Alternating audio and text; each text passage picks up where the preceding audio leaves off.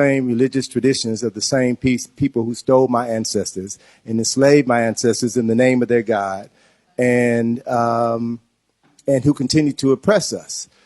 If Christians were true to their 10 Commandments, then we would be having this conversation under a mango tree in Africa right now. Thou shalt not steal, huh? They stole over 100 million people. So let's be clear, since you said that we are at war, and religion is a tool of war.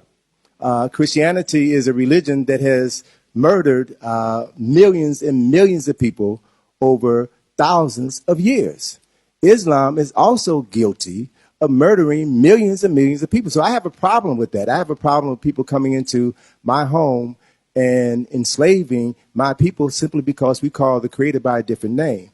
I feel very seriously that every people have the right to identify with the Creator as seen through their own cultural lens. And nobody has the right to come into your home and destroy you, enslave you, simply because you call the Creator by a different name. So one's relationship with your Creator should be reflected in the quality of your life.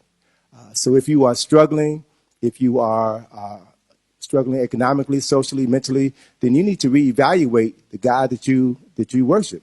And one of the other things that we fail to understand, particularly with regards to Christianity, and I mentioned this on Tuesday, the very first slave ship was called the slave ship Jesus. Very first slave ship. Every slave dungeon in Africa, there are approximately 122 slave dungeons on the west coast of Africa between Senegal and the Cameroon. Every one of those slave dungeons have a church on that property, right? And as Alex Haley documented in his book, Roots, that when the European enslavers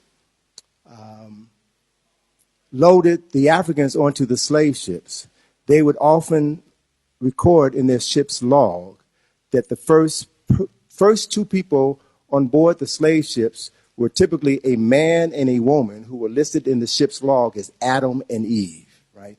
And they also claimed that if the slave ships departed the slave dungeons on the coast of West Africa on a Sunday, then God would bless their journey.